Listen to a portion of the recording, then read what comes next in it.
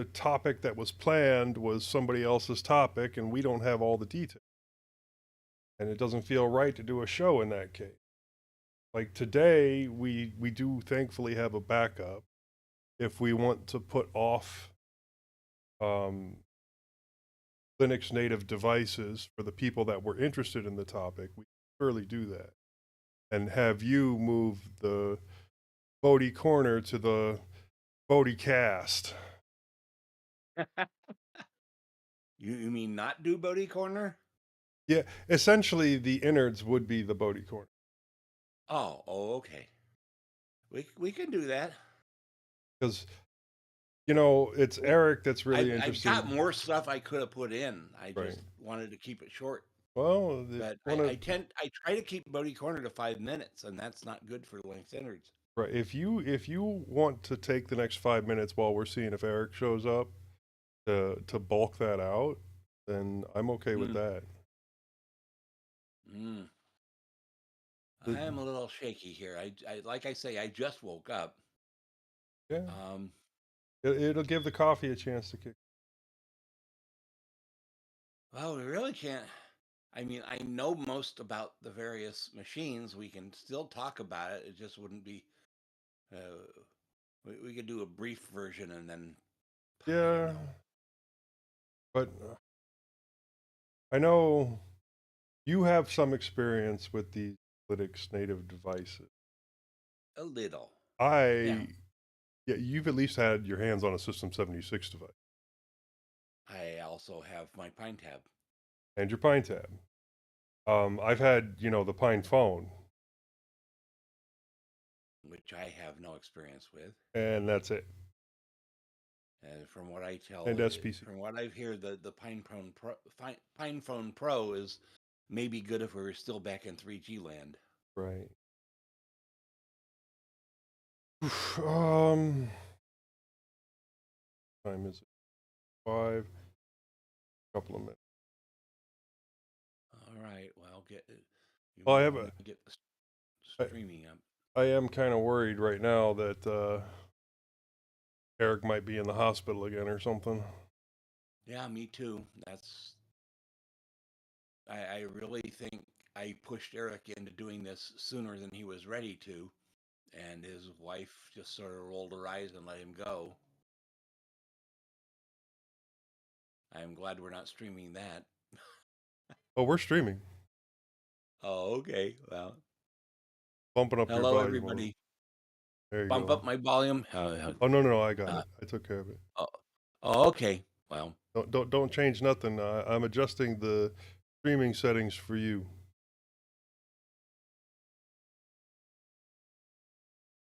All right, you can say something now so I can check. something now so I can check. Okay. Up to Eric, then, he says. I said. Well, he is not me.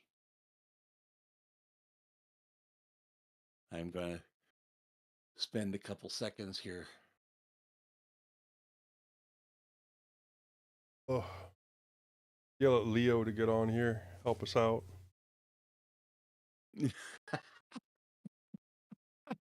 XKCD. In 480 BCE, the Persian Empire invaded Greece. An allied Greek army led by Spartan king Leonidas attempted to stop them at Thermopylae, but the Persians defeated this force, killing thousands of Spartans, Thespians, and Thebans. They then marched on to Athens, where they captured and burned the city. Losers! The Spartans should have never started it. Leonidas should have said thank you. Leave your politics out of this podcast. That's not mine, that's XKCD, Hmm. which is a computer cartoon. Uh, computer's acting all choppy. Give me a sec.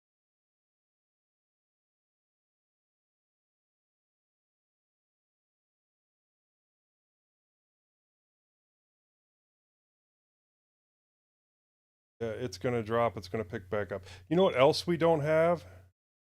Hmm. Craig. Craig. So, do we want to get Audacity up? We should be able to figure out how to do Craig. Okay. What you mean, we, paleface? I barely know how to turn this computer on.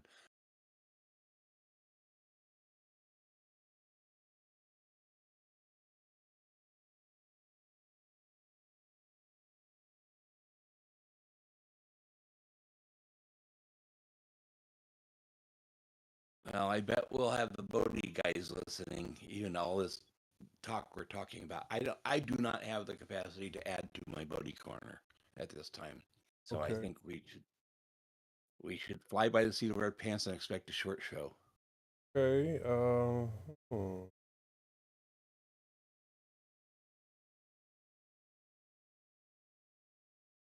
I need to go edit some show notes since our faithful Muslim is too deep into his anesthesia.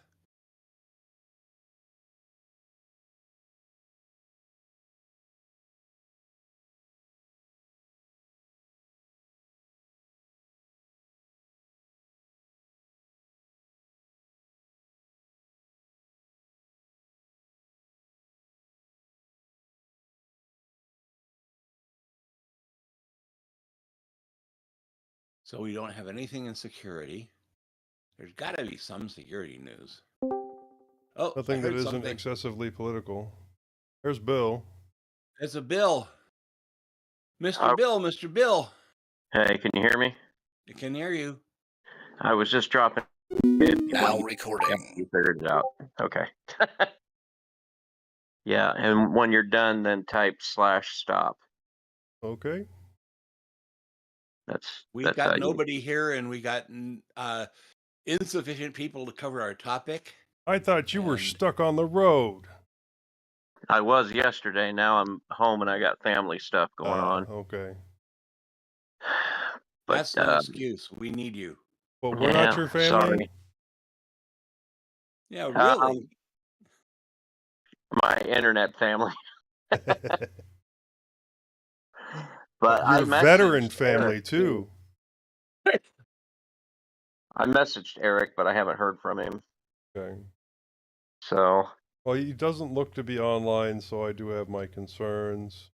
But maybe something came up. It's innocuous. yeah. All right. Well, I better get off of here. All right. Well, Good we'll luck, have a guys. show. It won't be much. All right. See you guys. Bye, Bill. Yeah, I still haven't gotten back into my. Come on, throat. I still haven't got my gears back on doing the news. I was hoping to do that for this episode, and it didn't happen. Yeah. Okay, well, like you said, it'll be a short show. Moss and Joe Let show. me see.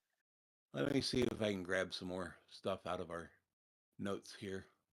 Mozilla dumpster fire. Do we want to talk about that? I'm fine with that.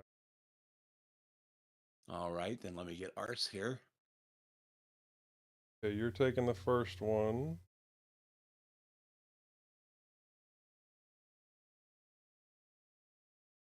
I'm adding in the Ars Techna story as soon as I can get it here. We'll just alternate. Okay, so currently there's only two. There will be a third if you stop talking at me. I'll take my headphones off. Well, I'm talking because we are streaming. Yes, I do understand Super. that, but I am distracted too easily.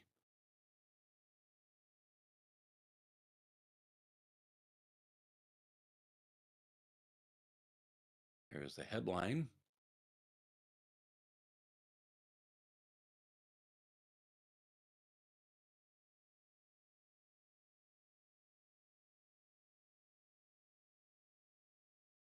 Joe Brodkin.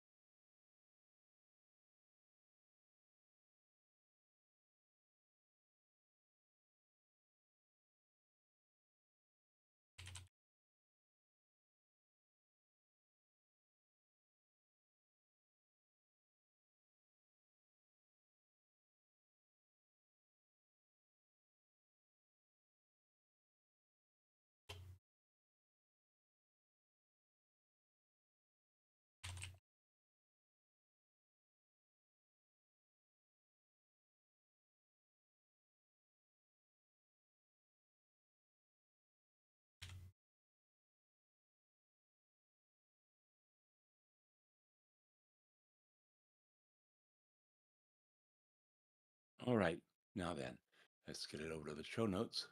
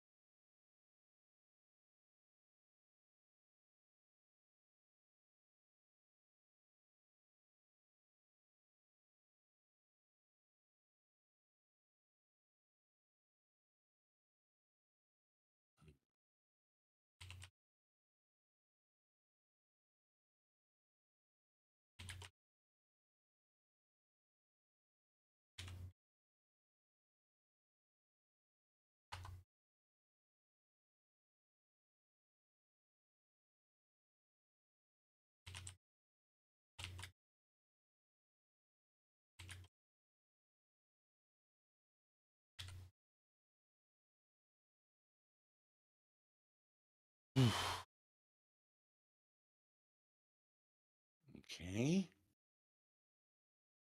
If you decide you want to talk some more on the Bodhi stuff, I'm fine with that too.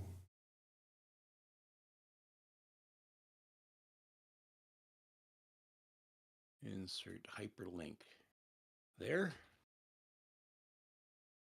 Go here, turn the bold off, go here, hit that.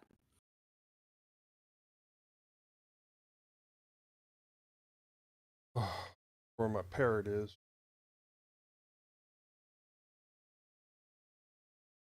And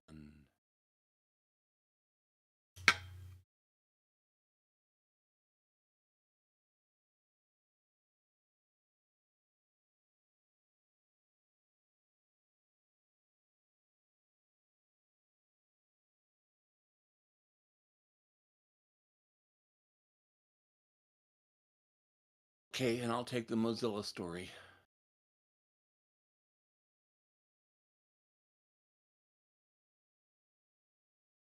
All right, we got more show.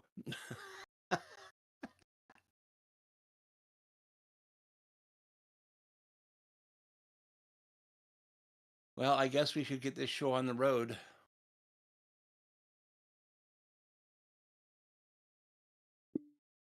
That sounds like a good idea. All right. Well, we missed you guys. We really do.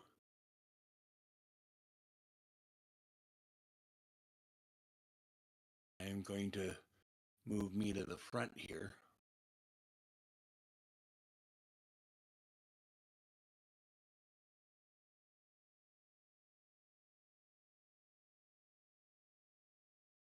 There. All right. We want a countdown? Oh, might as well. We want a 0 countdown or just a... Yeah, let's do a 0 countdown. What the hell? Okay, guys. 3, 2, 1, 0. That was a good 2 seconds. I'll take that. Well, we're flying by the seat of our pants, gang. I'm not wearing any. 20 seconds of silence.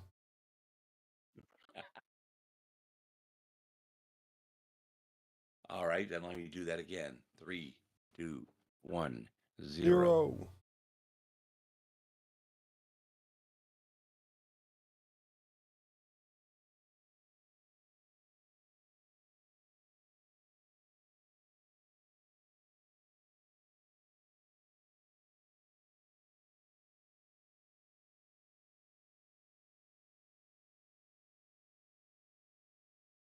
That's all you get, Bill.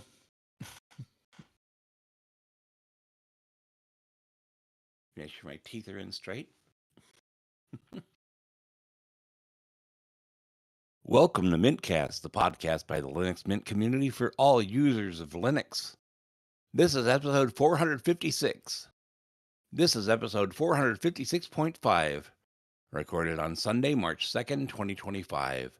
Woke but not awake, I'm Moss. Running with scissors, I'm Joe. And nobody else is here today. First up in the news, Mint Monthly News for February, Linus Torvalds makes Linux even rustier, and Mozilla flounders with privacy policy. In security and privacy, well, we don't have any. Then in our wanderings, Bill is missing. Moss is still catching up. Joe works on his rack. Majid isn't feeling well, and we haven't heard from Eric. We hope he's okay. In our innards section, well, we're going to try and discuss Linux dedicated hardware, but it'd be nice if we had a bigger team for this. We might have to come back to it next episode. In Bodhi Corner, work has begun on Bodhi Linux 8 with lots of changes under the hood. And finally, the feedback and a couple of suggestions. Please remember, if you want to follow along with our discussions, the full show notes for this episode are linked in the show's description at mintcast.org/show-notes. And there's a link in the show notes for that. In the news, Mint Monthly News for February from the Mint blog via Londoner. Important Firefox update. On March 14th, 2025, a root certificate used by Firefox will expire. When this happens, Firefox version 128 and lower will suffer significant issues related to configuration, add-ons, signed content, DRM-protected media playback. To avoid these problems, make sure you're up to date in your update manager, press refresh, and apply all updates. This is important for security reasons, and in this case, it's also important to avoid regressions. Firefox 135.0.1 is available on all supported Linux Mint releases. Firefox 135.0.1 was also sent as an emergency update to the following discontinued releases: Linux Mint 19.3, 19.2, 19.1, and 19, LMDE5, and LMDE4. If you are using a discontinued version of Linux Mint 20 or older, or LMDE5 or older, please upgrade or reinstall Linux Mint. For more information on upgrades, read HTTPS. There's a link in the show notes for you to read. Heck with it. User guide to read the docs. Yeah. They're telling RTFM here. Website maintenance. The backend for the main Linux Mint website was completely rewritten and containerized. This allowed the Mint team to minimize the interactions between the site and the hosting server, making it easier to upgrade the server and maintain the website on different computers. Sometimes a tiny little change is made and everybody loves it. This time it's the opposite. It took a lot of time to get this done, yet nobody will be able to tell the difference. The URLs were kept unchanged to avoid 404 errors. Stripe has been integrated and is now fully supported. Donations made with Stripe are now automatically handled and included in our stats. My tongue does not want to work today. Cinnamon app menu. Work started on a redesign of the Cinnamon application menu. This project is led by Joseph and the development team. See the blog post for a screenshot. The changes will be effective with 22.2.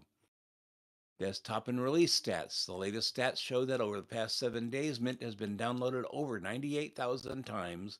The majority of these were for the Cinnamon version at 44.8%. That's not a majority, people. Next was XFCE at 22.7, then Mate at 17.3%. LMDE6, also Cinnamon at 9.4%, and the last Edge version at 5.8% completed the list. Linux Mint 22.1 represents 70%, followed by LMDE6 at 14%, Mint 22 at 8%, and Mint 21.3 still relevant at around 8%.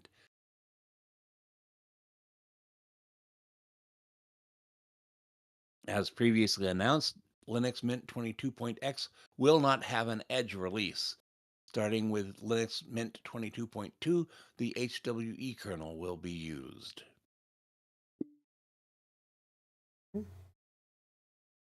Interesting. Yeah, sounds like grass is growing rather nicely there. Yeah.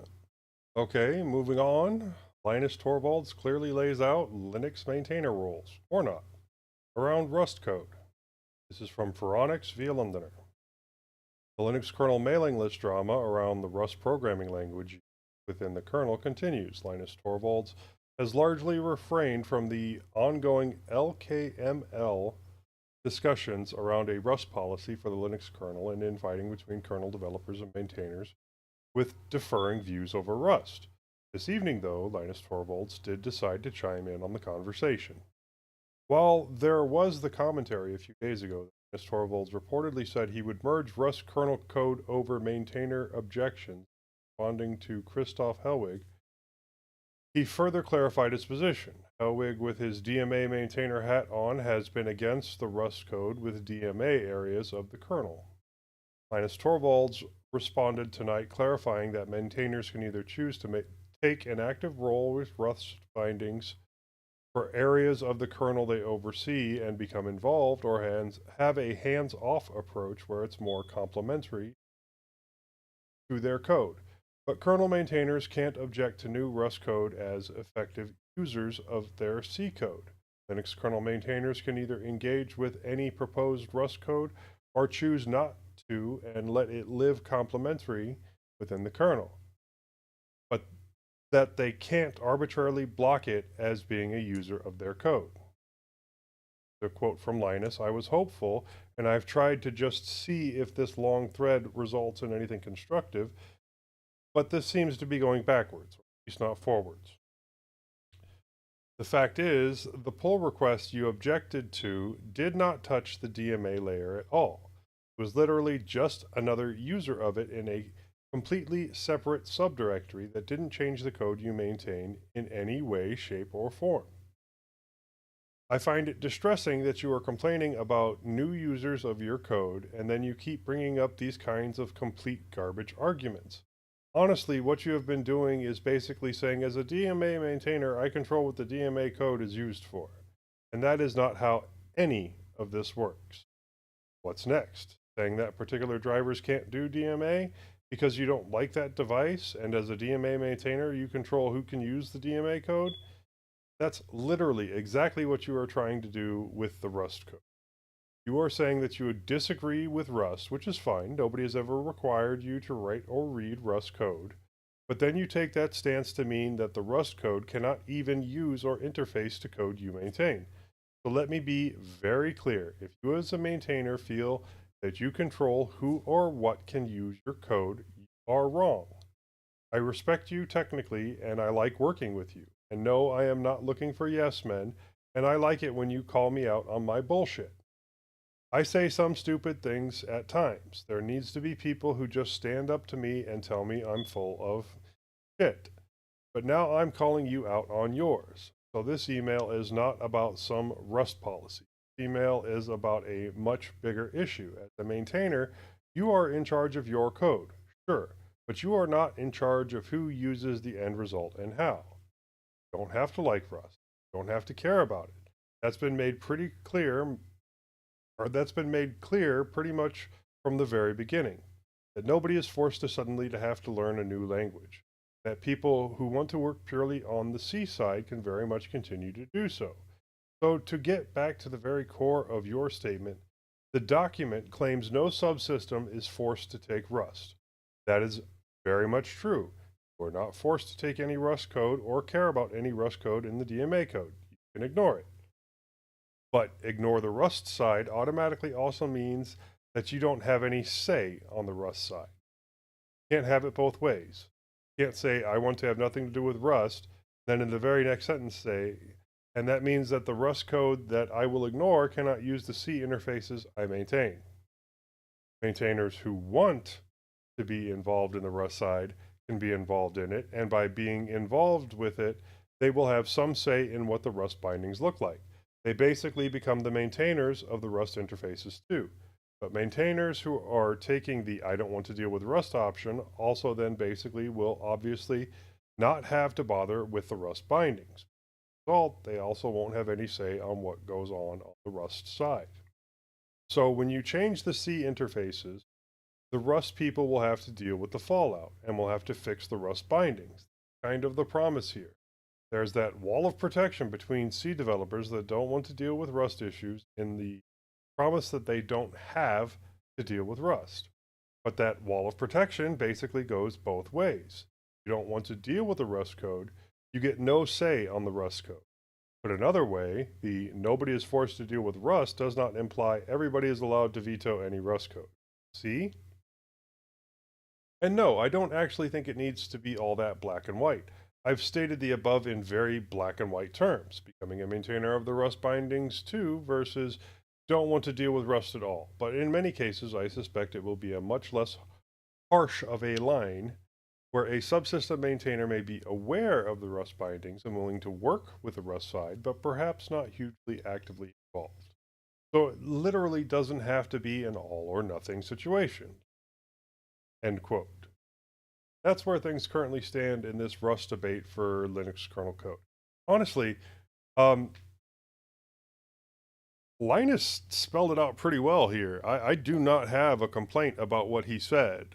It honestly seems a little sedate considering what I know about the things he said in the past. But he has a has point. mellowed quite a bit. Yeah. He has a solid point here. I mean, I can't disagree with anything like he it when you said. call me on my shit, I'm going to call you on yours. Right. Yeah. So I am all for what Linus said. I sort of am too. I don't even know what the DMA part is. That's people may not know I'm as shallow as I am, and I just gave it away. I don't know what the DMA is either. Oh, good. So, our next news article, Firefox deletes promise to never sell personal data, asks users not to panic. This is Joe Brodkin reporting for Ars Technica. Firefox maker Mozilla deleted a promise to never sell its users' personal data and is trying to assure worried users that its approach to privacy hasn't fundamentally changed. Until recently, a Firefox FAQ promised that the browser maker never has and never will sell its users' personal data. An archived version from January 30th says, does Firefox sell your personal data? Nope, never have, never will, and we protect you from many of the advertisers who do. Firefox products are designed to protect your privacy. That's a promise. That promise is removed from the current version. There's also a notable change in the data privacy FAQ that used to say Mozilla doesn't sell data about you and we don't buy data about you. The data privacy FAQ now explains that Mozilla is no longer making blanket promises about not selling data because some legal jurisdictions define sale in a very broad way. In just a moment.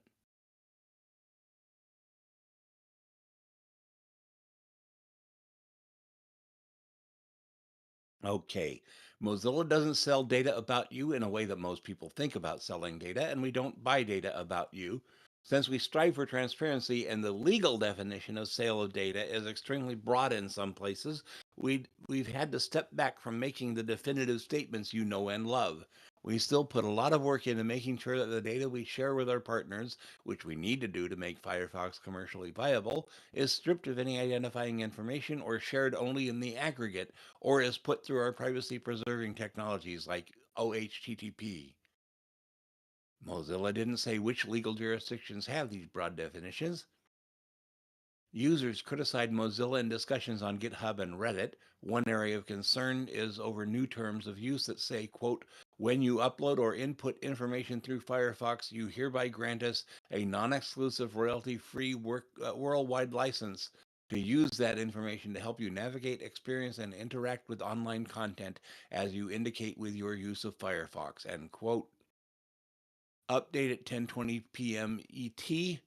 Mozilla has since announced a change to the license language to address user complaints. It now says, quote, you give Mozilla the rights necessary to operate Firefox. This includes processing your data as we describe in the Firefox privacy notice. It also includes a non-exclusive royalty-free worldwide license for the purpose of doing as you request with the content you input in Firefox. This does not give Mozilla any ownership in that content, end quote. I like that update. Mozilla also took heat from users after a Mozilla employee solicited feedback in a connect.mozilla.org discussion forum. Quote, this isn't a question of messaging or clarifying, one person wrote. You cannot ask your users to give you these broad rights to their data. This agreement, as currently written, is not acceptable. Mozilla announced the new terms of use and an updated privacy policy in a blog post on Wednesday. After seeing criticism, Mozilla added a clarification that said the company needs, quote, a license to allow us to make some of the basic functionality of Firefox possible. Without it, we couldn't use information typed into Firefox, for example. It does not give us ownership of your data or a right to use it for anything other than what is described in the privacy notice, end quote. One of the uses described in the privacy notice has to do with users' location data. Mozilla says it takes steps to anonymize the data and that users can turn the functionality off entirely. Mozilla may also receive location-related keywords from your search, such as when you search for Boston, and share this with our partners to provide recommended and sponsored content. Where this occurs, Mozilla cannot associate the keyword search with an individual user once the search suggestion has been served, and partners are never able to associate search suggestions with an individual user. You can remove this functionality at any time by turning off sponsored suggestions. More information on how to do this is available in the relevant Firefox support page. Some users were not convinced by Mozilla's statements about needing a license to use data to provide basic functionality. Quote, "That's a load of crap and you know it. Basic functionality is to download and render web pages," end quote, one person wrote in response to Mozilla's request for feedback. I can understand where people were coming from with their concerns, but I do think that the updates were helpful. I mean, they need to be able to use some kind of data, and if it helps them, you know, keep the doors open and it is properly anonymized, I don't see why they couldn't do some selling or brokerage of data. They seem to be saying that if you type something in a search box, that has to be passed on to the search engine. That's what it sounded like And to me.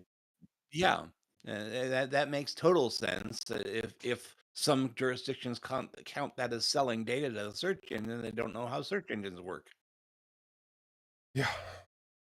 But anyhow, so all us Mozilla files do not have to change our browser just now, but you might want to look into Waterfox or uh, what's that one I keep getting reports on?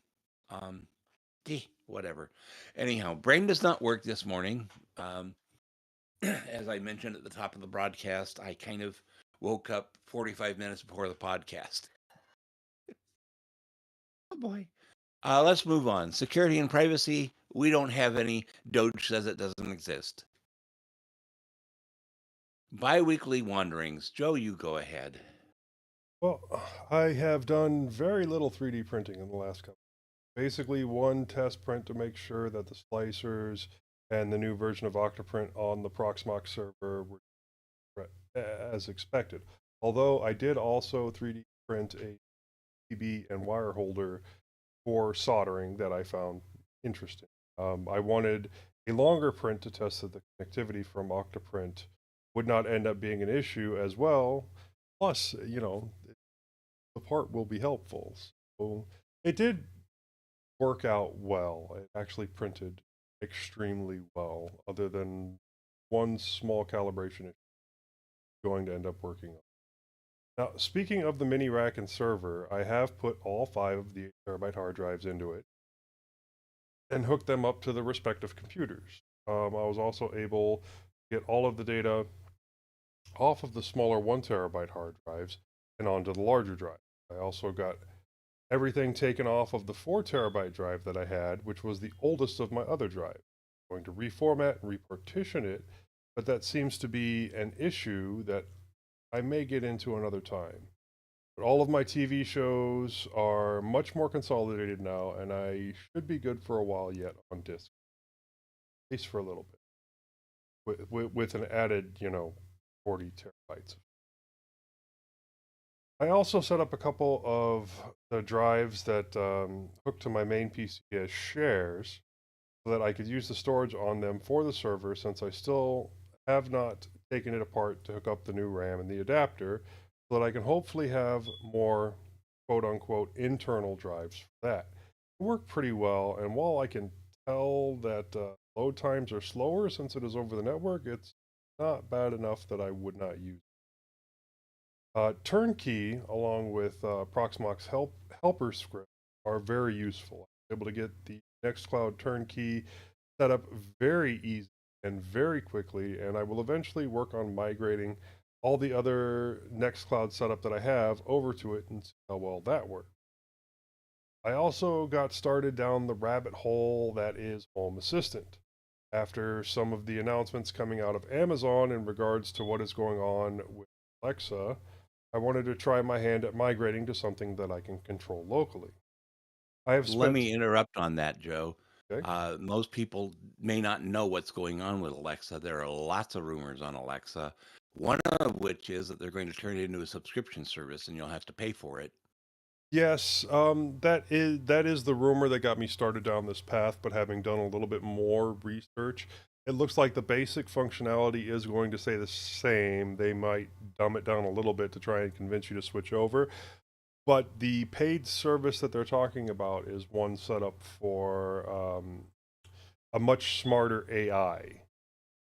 So Okay. I'm still enjoying the Home Assistant route, but and I still have my concerns about how much they're going to dumb things down. But since really all I do is ask about the weather and tell it to turn lights on and off, I guess it's not all that. Right. Um, I don't even have that functionality. I do not believe in the smart home. I believe I'm supposed to be the one that's smart in this home. well, it's nice to sometimes just be able to say a few words and have the lights turn on. Right. Okay. All right. And so, in regards to this, I spent several sleepless nights trying to get things set up in Home Assistant. A lot of things that you have to set up from config files, which is fun, but the voice assistant requires a proper SSL cert. And as much as I followed the instructions, it took me a long time to be able to get DuckDNS and Let's Encrypt to work together and get certified. So still, I was able to get a good chunk of the items that I use with Alexa to be available on the dashboard, along with live views of my Ring cameras. And for some of the items that I was not able to get on there directly, I am able to control with webhooks. So they are at least available on Home Assistant if they are still on Alexa. Some of the plugs are Amazon specific. I may be able to reflash them or simply unpair them and repair them using the Toya app, which seems to make things seeable for Home Assistant. Toya seems to be compatible with many other brands of automated devices that normally want you to use applications. I found several write-ups on how to reflash some of the other ones that are just rebranded, repackaged versions of other ones. I probably should have installed Home Assistant from the full virtual machine OS instead of just from a volume. From my reading, it looks like several of the applications that I use are a lot easier to set up from the VM, from the OS VM, and will install directly instead of having to be done from the config files. But I am impressed with how it's running for now, and will continue to see what I can migrate to and away from Amazon. I also started adding a voice assistant. I kind of earlier to Home Assistant. This was a much larger problem. Most of the setup with the text to text turned out to be okay with Whisper and Piper, but I had a lot of problems setting up that certificate for the node on Proxmox. A lot of the issue turned out to be the static DNS I was using, which was DuckDNS, and the availability of it that it had at the time, but eventually I got that done, only to find out that wasn't good enough. It worked for being able to access Proxmox itself without any issues over HTTPS, which I have since shut down because of support for other things. But it does not propagate that SSL to the volumes on the cluster. I don't know why that I thought it would, but I was sure hoping. I probably need to set up like an Nginx reverse proxy. Uh, but for the meantime, what I did was go into the node and create a self-signed cert for local traffic, which made it so that Chrome would allow the use of the microphone and I could try out the assistant. It worked, but my next steps will be to change out the conversation agent to something a little bit smarter. It's kind of annoying, right? And I'll also need to keep adding in more of the devices Alexa. Now, I'm also going to be moving my audio bookshelf onto the either with a network share or after I have the internal SATA adapter working the way I want it to. I will probably use it as an excuse to make a full copy of all of my audio media, which is somewhere in the 0.2 terabyte range at this point. Um, excuse me. I now have all the parts for the upgrades, all the hardware parts for the upgrades that I want. RAM and the lateral right angle SATA cables and the extenders and the M.2 SATA adapter. No more excuses before I find out how well things work. I may have to say to heck with it and do some modification of the casing itself if I want to actually use the M.2 adapter, but first I need to see if it works without. And that's what I've been up to and what I will be hopefully doing in us. Well, I don't have much this time. Our migration away from Amazon has not been smooth, has not been completed. I'm not completely certain if it's even underway, but we are trying to cut back on paying Jeff Bezos for things. I had 3 more job assignments canceled due to weather, and the weather is not that bad here. We've had dry roads. Last week, midweek, we took off to Shelbyville and Monteagle to visit one of my old best friends and one of my cousins, 2 different people. And the roads were completely dry. We had some snow blowing around, but we didn't see anything that called for bad weather, but there was nobody on the roads, which we appreciated. We did not go to Nashville to visit my other cousin because the weather reports were that it was worst up around Nashville. But we had a good trip anyhow. Let's see, I have only had 2 work days since the first of the year. This is as a substitute teacher in the local school district. It does not make for much additional pay, but we're not desperate yet. My wife and I I just said that, didn't I? My wife and I took a midweek trip to visit an old friend and listener, and then to visit one of my 2 cousins who live in Tennessee. Said that. I got to play some music for everyone, which was fun. I haven't seen these cousins since my wedding, and 55 years before that since my previous visit with my cousin Dennis. Even though since I moved to Tennessee, he's only been living in Monteagle, which is just north of Chattanooga on the weird side. The highways run weird in this state. I have to go all the way to Chattanooga and then up 24 towards Nashville before I can get to Monteagle. There's no shortcuts. Okay. I'm back to using Bodhi Linux 7 app pack on my studio machine, which matches my laptop. I had only 2 issues with the Bodhi 7 Beta 3, and one of them did not get solved to my satisfaction, which is how Bodhi works with Grub Customizer. It runs, it saves the file in a location which then does not use at boot up time. The other issue, which was fixable, is that the build of Debian used in Bodhi has OS Prober turned off. That's fairly easy to turn on if you know what you're doing, and fortunately, having been a Linux podcaster for long enough, I've got friends. I think it was Londoner that told me how to turn that off or back on. I had to replace the battery on one of my UPSs. It cost $43 plus tax, which was cheaper by far than it would have cost to replace the entire UPS. The guys at Batteries Plus did installation and everything and recycled the battery, plus recycled 2 other old batteries, one UPS, one laptop that I had waiting around to take to them. So that's 2 more pieces of junk out of my house. I am happy to say that our first Bodhi Corner was a rousing success. I had most of the Bodhi team and several other Bodhi users chime in with praise. There should be something in our vibrations later. I did get that Well, added. okay. Yes, and right when I was about to do it myself because you hadn't done it. For some reason, Majid is not feeling well, and we haven't even heard from Eric, so we're really worried about him. So we do not have any what's been going on with them here. So we move into Linux innards, we think. Yeah, for this Linux innards, this was really a couple of other people's topics. I mean, this was Eric's topic. think Majid's had a couple of devices.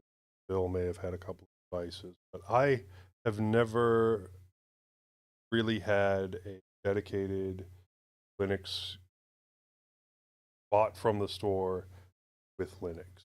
I've always found that because of the small volume of people that actually want a Linux dedicated machine, that they were more expensive for what you got. So it was easier and more cost effective for me to buy something used 1 or 2 generations back and just install Linux on it myself and fix whatever issues came up as they came up. We are recyclers. We are. Yeah. When I need a new computer, I go on eBay and look for something 2016, 2018, 2019, because they're still completely usable. Just because you can't use the latest Windows on them doesn't mean they're unusable. Yeah, I mean, I'll use 4th gen, 7th gen device. It all tends to work well enough for most of the I do, even, gaming. So, not going to Well, I complain. I did since we didn't have anything put in as of last night. I went online and looked up what Linux native devices are available, and we got them broken down by category. In terms of desktops and towers, Dell, HP, and Lenovo each do make some computers that leave the factory with Linux on them. You have to order them special in most cases, but they have them. Which does greatly increase the cost, but I'm kind of surprised. I knew that Dell was doing laptops. I didn't know that they were doing desktops from the factory with Linux. I We don't also know. know that System 76 makes a really nice group of desktops. The Filio systems are gorgeous.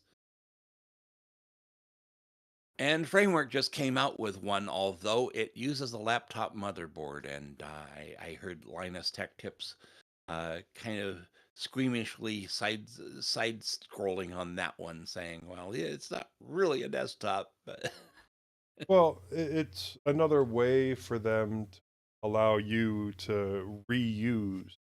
So when you build a new framework laptop, you buying their parts, you don't have to throw away your old parts. You turn them into a low power desktop. So I appreciate that. well, that's what they used to be doing as of until about 3 months ago. They actually would make a 3D printed desktop case for your old laptop motherboard, but in this case, they seem to have come out with a designed desktop with lots of framework-like Cool. features. Um, but it does use a laptop type motherboard on it.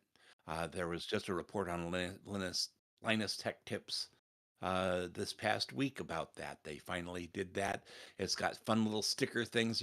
They're not really stickers. They sort of clip onto the thing, so you can basically make the front of your desktop look like it's got stickers all over it. And they 3D printed a whole bunch of those and give the specs to do it yourself if you want to. And that's cool too that they're releasing the STLs so that you can, make your own. Now, in laptops, only two systems seem to be made for Linux, the big companies, and that's Lenovo and Dell. I haven't seen any HP laptops with Linux on them natively. Yeah, and I know Dell's actually been doing it for a few years now with their XPS developer Series, line. yeah. Yeah, the XPS 13, which great hardware. So they get some appreciation from me for that, but still the price is a bit harsh. Yeah. But I don't know anything about the Lenovo model, and the other ones that we have listed here I are think with Lenovo, any of their ThinkPad models can be ordered with Ubuntu or Fedora on them. oh, that's cool. I don't think it drops the price though. No, maybe $100, but that insignificant on the price of those models. It's still System nice. 7. It's Go still ahead. nice that even if it is just like $100 drop, it's nice that the price doesn't go up. Yeah.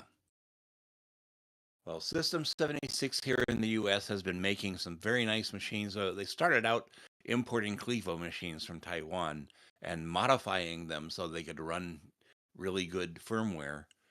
And now they are making their own laptops, as they have been making their own desktops for about 5 years.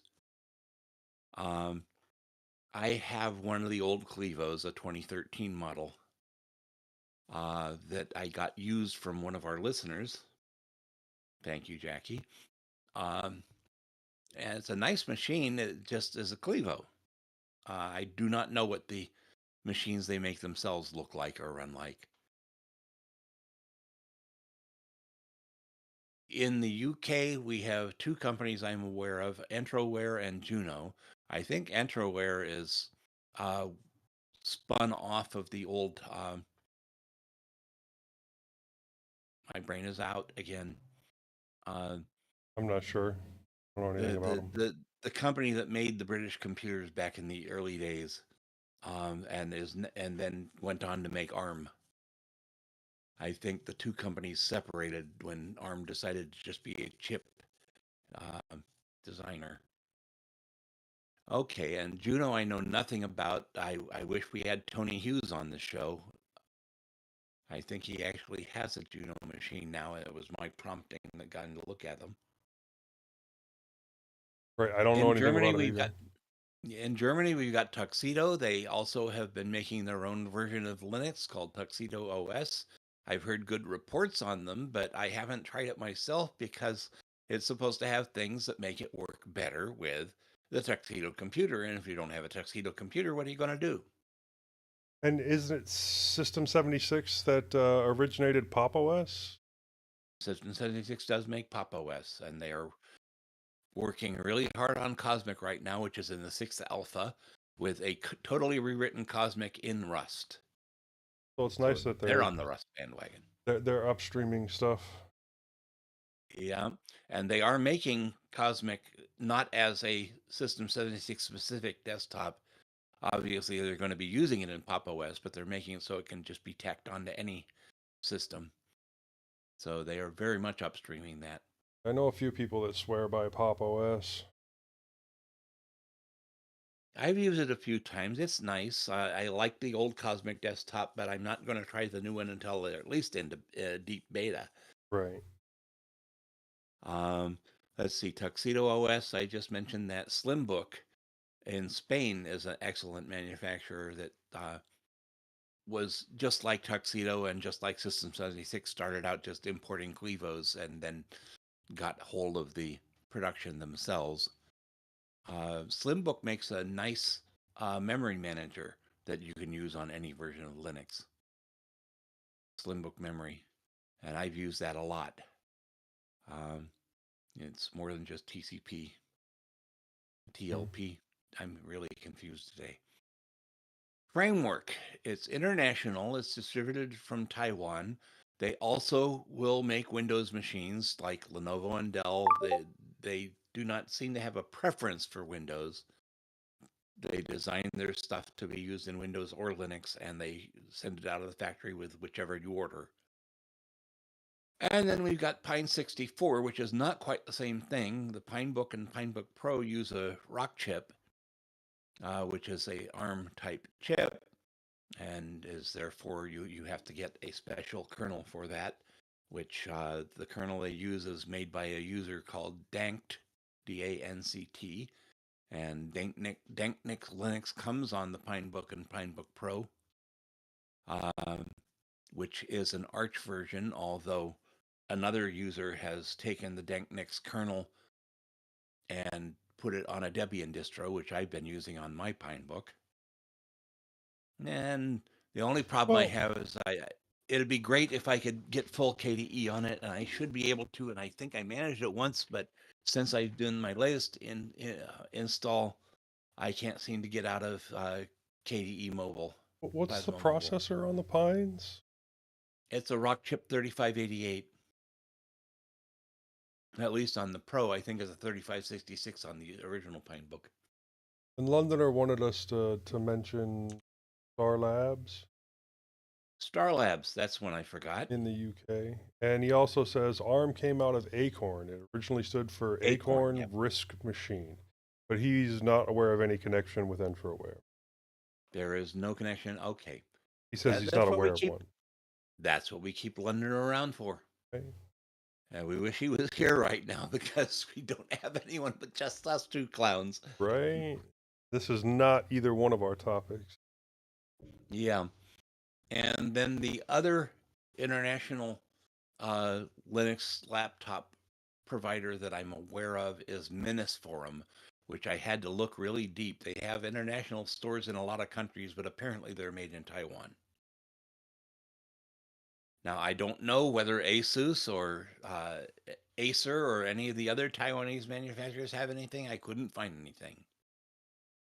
And Mark in the YouTube chat mentioned Sinclair. I'm not sure. I don't think Sinclair is making computers now. Did someone buy the logo and decide to start making ARM computers under them? Because Clive kind of has left the mortal coil some time ago. All right, let's move on. And then we get to tablets, in which we can only find one. And that's the Pine 64. They've got a Pine Tab 2, Pine Tab V with a RISC-V chip on it, and the Pine Note, which is nice because it has a drawable screen and it's e-ink.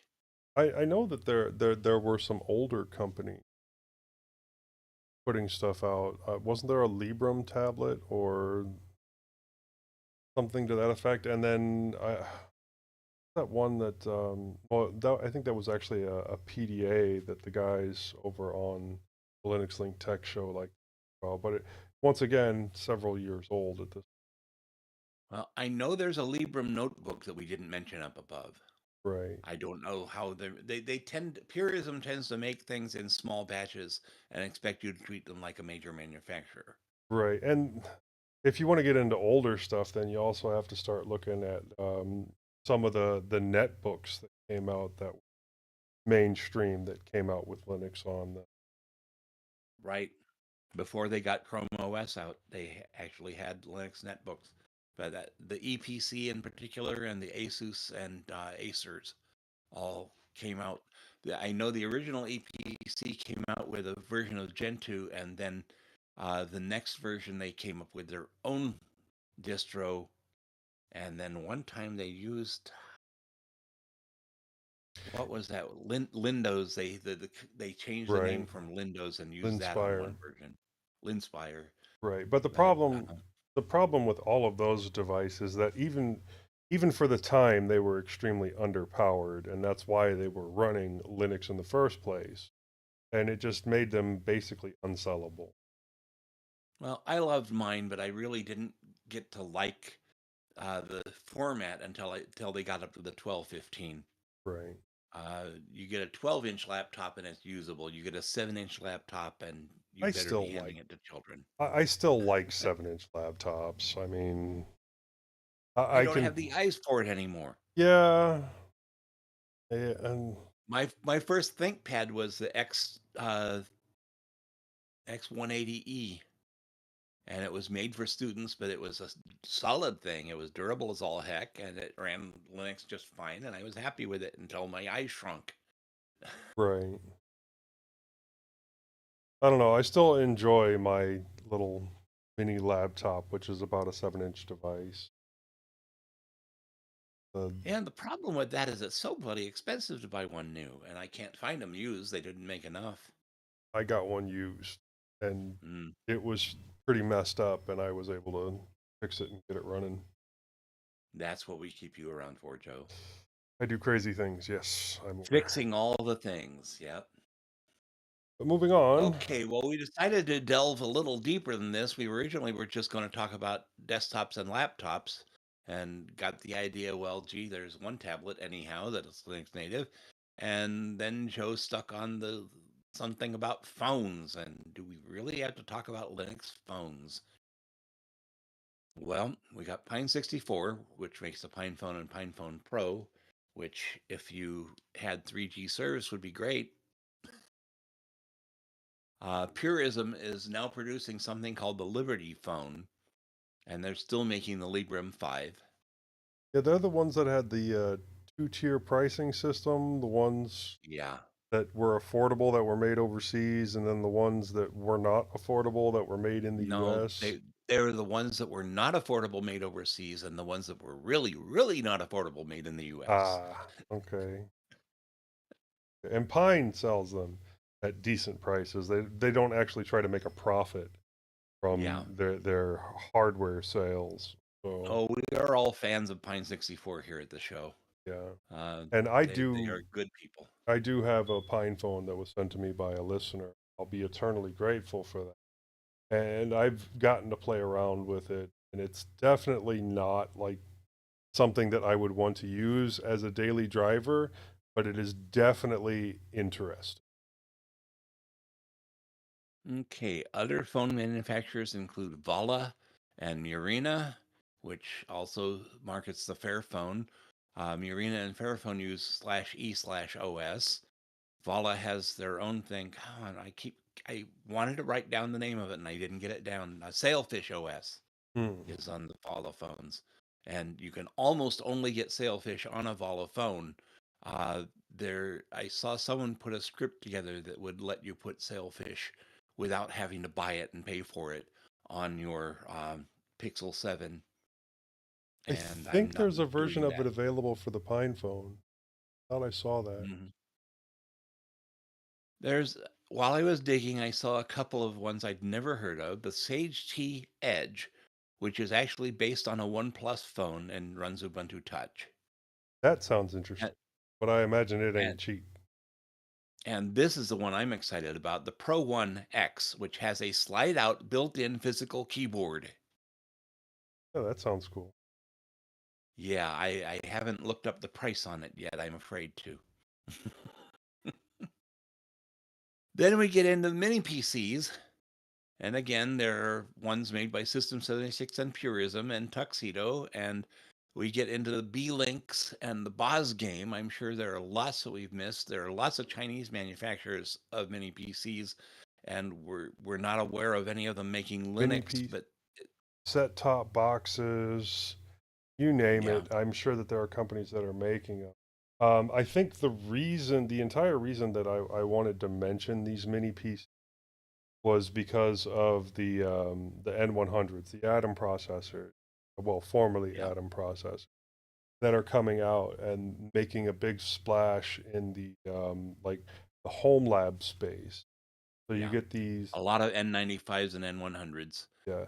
So you get these low power cost devices that, are really good at one thing or two things, and you're able to do enough transcoding with them to turn them into a Plex server or some type of NAS file storage or something like that. And it's low cost, low power, and you really can't argue with it if you're just trying to mess around and see how things work. Well, as you all know, listening to this show, I'm a big fan of the Lenovo M series of tiny computers, and I do not see how you could get much lower power than that. Yeah, and I'm restructuring my plans for the one that you sent me, so I'm going to have some fun with that and still have it hooked up as a set-top box. We'll see how things go. Yeah, we're talking a mini PC with an i-series processor in it. I've got an i7 on mine. I think the one I sent Joe has an i5. Right. I mean, it's smaller than the small form factor PCs that are put out by the same companies. So it's called a mini for a reason. And yeah, it's small, but it still is a full-fledged PC, just, I'd say, lacking some I/O. So then we didn't want to really discuss the SBCs, but they are there.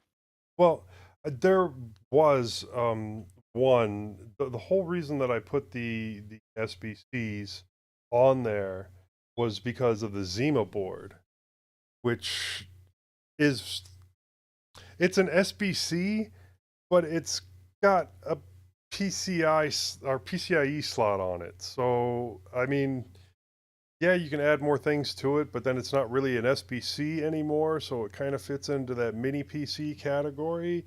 But it's absolutely insane device, and yeah, it's a little bit more expensive, but then it's probably in the same price range as a lot of your Orange Pis and Rock 64s, and the price range that the Raspberry Pi 5, the higher RAM ones, are getting up to. So it's an interesting category, and it's getting more interesting by the day. If you guys get the chance, check out the Zima board and the Zima blade. I don't think I'll ever buy one, but for the size that they are and the things that you can do with them that I've seen other YouTubers do with them, it's just wow. Well, my question here is: are they truly Linux native, or are they just no OS and you put on whatever OS you want? Um, that's a good question. It might be whatever OS that you want, but I'm pretty sure that they're designed specifically for Linux. I mean, you don't I design know the something like that Raspberry Pi for is the Windows. reference. Raspberry Pi is a reference device for a lot of OSs. Yeah.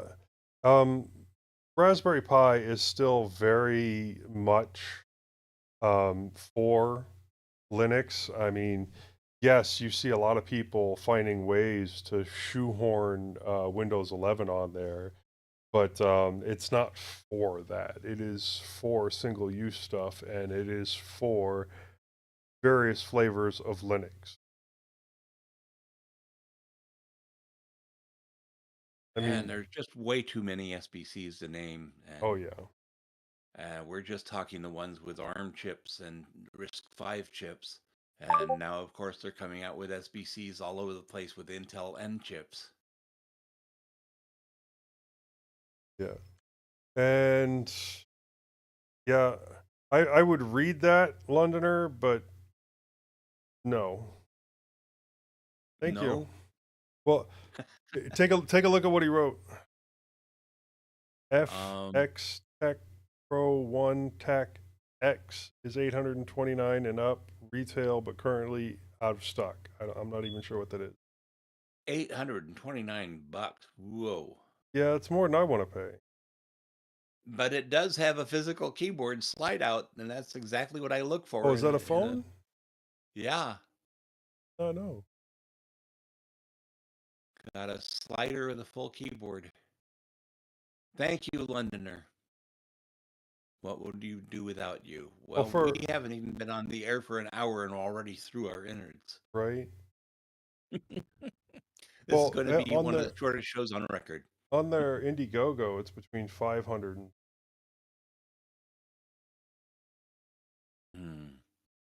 Well, I would love to have one if anyone wants to buy one and send it to me.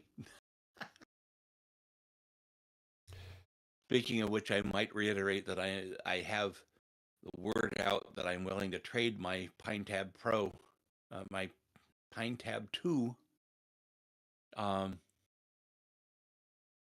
If anyone wants to trade me a good working with keyboard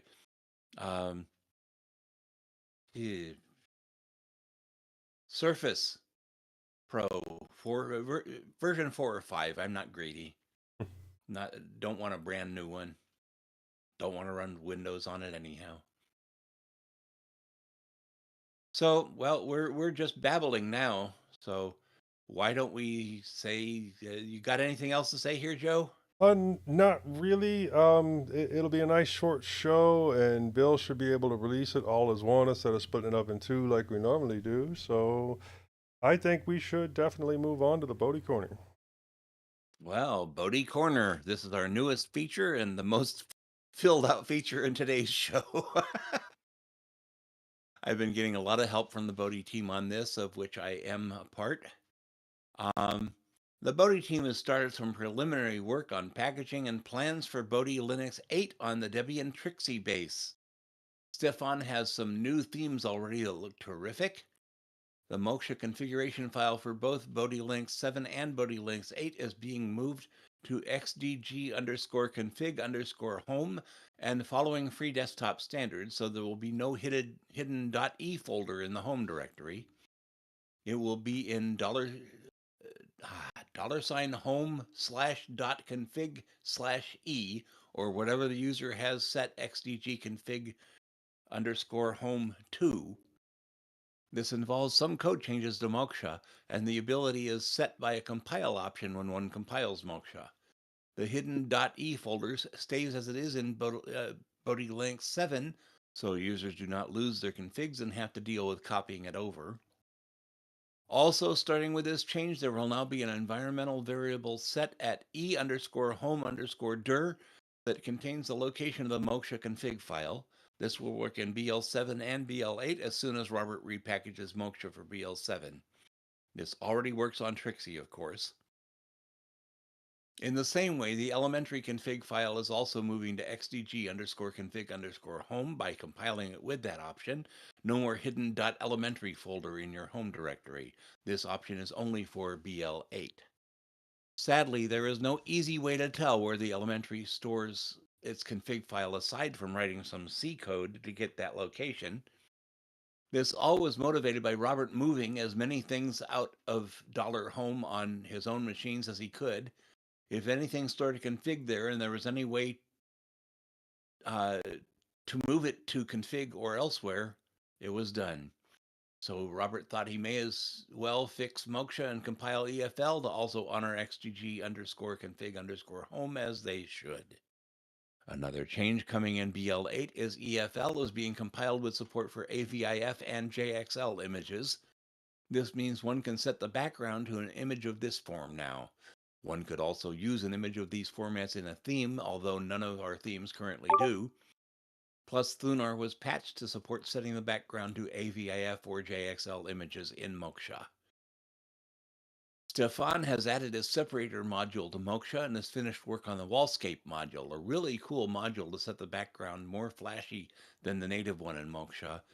Basically gives you a whole wall of what images you have available for backgrounds. And it's really cool looking. Packages coming soon. All of our extra modules in BL7 and BL8 got converted to Meson build. They were auto tools, but Meson build is easier to work with, compiles faster, does not mess up the source code directory, and more. Auto tools is complex as F and hard to debug. This is a change hidden from our users, but was a lot of work. Meson is more modern and many repos are moving to it or some other alternative to auto tools. Also, Stefan is planning on starting work on a new theme for Bodhi Linux 8, probably based loosely on our ICE theme. Bodhi 8 is also going to try moving towards a lighter theme. While many of us love dark themes and use them and will continue to use them, we decided it is time for a change.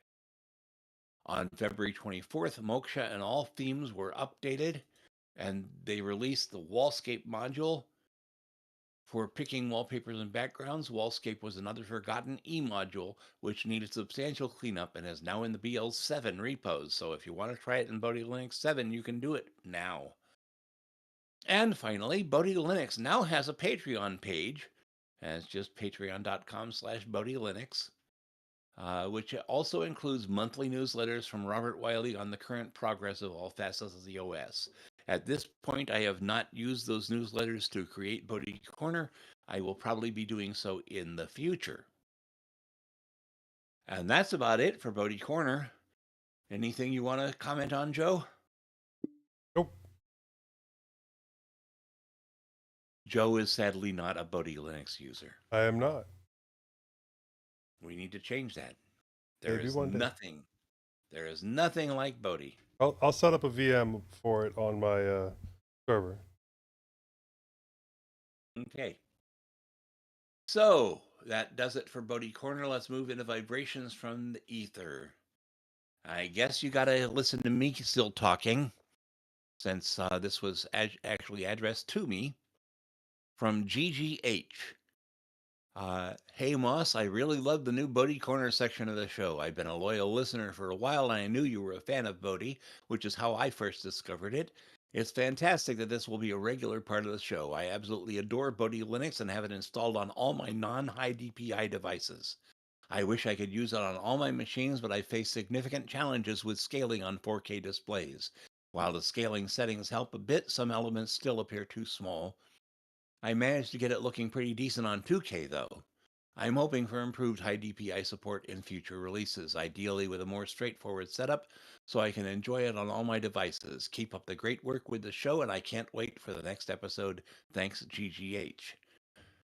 Well, I know that the team is working on high DPI, but it's not major since the past view of Bodhi and how Bodhi got started was to revive older devices. And so we're not looking as forward as some other distros.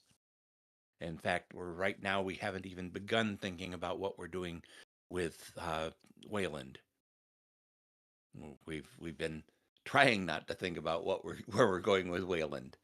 I know E itself has gotten to Wayland long ago, I think from E19 on, but Moksha is a fork of E17 with lots of additions, and it's almost its own desktop now, except for using the EFL libraries. Okay. And I also got a little notice on Mastodon from Jill Bryant Reinecker of the LWDW podcast that says she has been a mintCast listener since episode number 10. Goodness. Long I've time been listener. I've been, oh, something just fell off my desk and it was my computer. Whoops. Am I still here, Joe? Yes, you're still there. Am I still here, Joe? We can hear you. All right, looks like Moss is having technical difficulties. Gotta love those mid-show technical difficulties.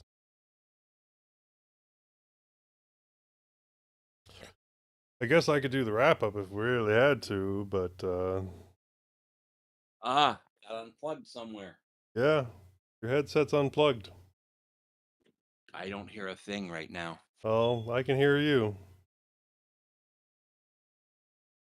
Well, that's a brusque ending to the show. Mm-hmm. You want me to do the wrap? Everything's plugged in. What is there anything not plugged in? Yeah, your headset. Everything's plugged in and lit up and everything. How come I don't hear anything? I don't know why you don't hear anything. Can you hear me now? I can hear Can Joe you hear me? lightly through my PC speaker, which means something is messed up. Oh, that just means that when you disconnected and reconnected, it switched to your PC audio, and you need to go in and change it back to your headset. How about now? Can you hear me now? I can hear you now. I apparently just slightly pulled out the headphone jack on my computer when it fell over. All right, You let's heard get... Moss. Never pull out. I knocked my computer off of the desk somehow. I didn't think I even moved that direction. Some of you have seen my little setup. I've got the little M700 Tiny on its edge. I do not have a stand for it. I guess I could steal my stand from the TV computer. Or you And could then have me I've got, 3D print you one. yeah.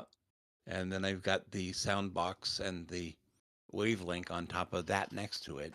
And then I've got my little USB setup behind that. Okay, well, anyhow, let me get back to what I was saying here, which is I've finally been listening to LWDW the past few months, and I really love it. It's nice that she spread the love right back. Linux Weekly Daily Wednesdays is a news podcast, which is a companion to their Saturday gaming podcast. Jill Bryant has been doing this a long time, and I don't even know the name of her co-host.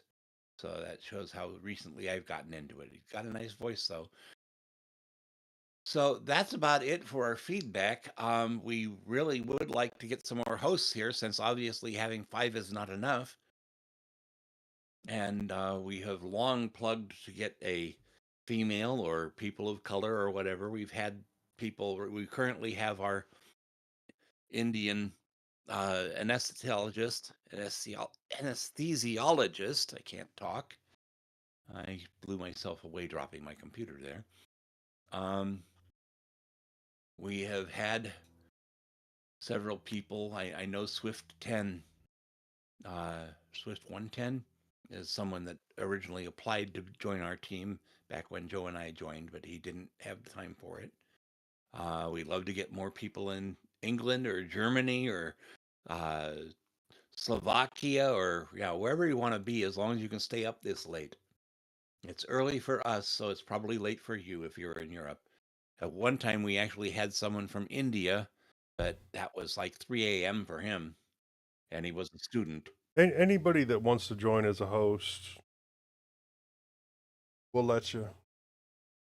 Yeah, we will. Jump onto the Discord and start talking to us and say, hey, I want to be a host. And we'll walk you through the process.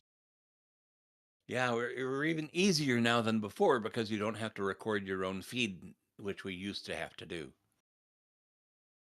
This is all on Discord, and we're going to let Craig get it all.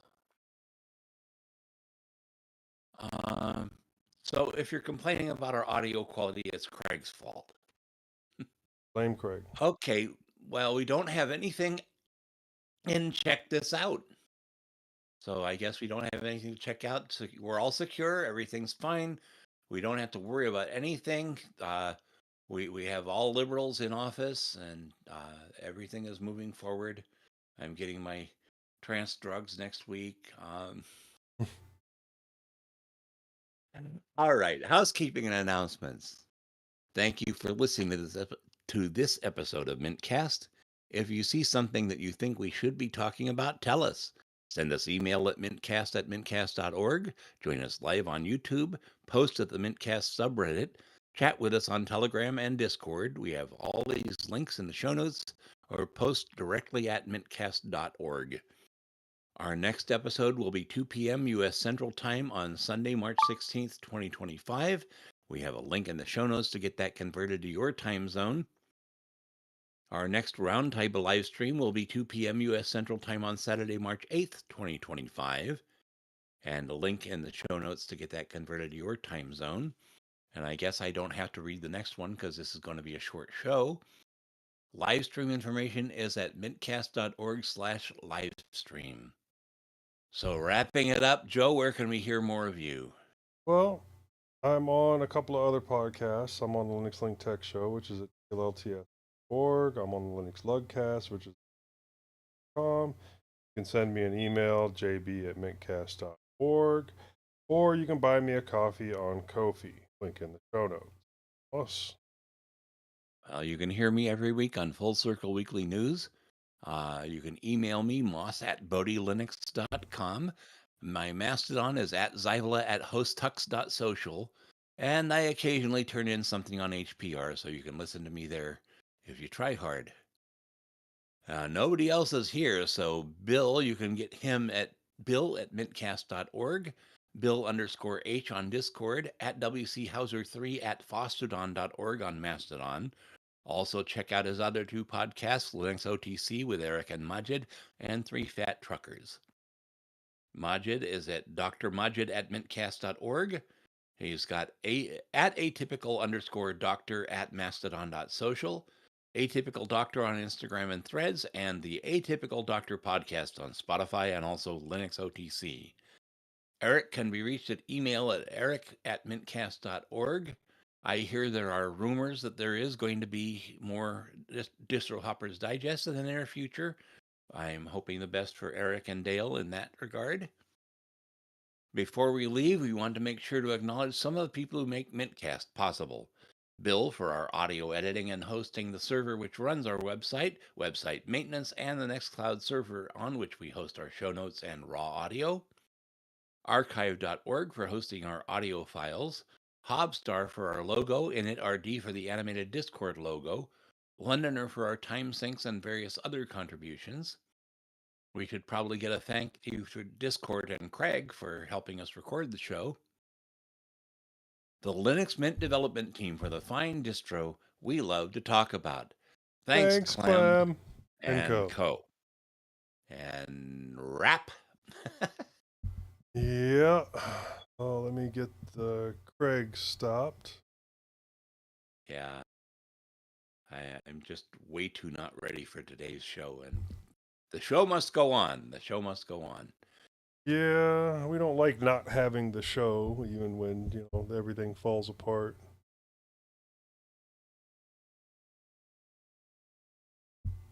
All right, Craig has stopped.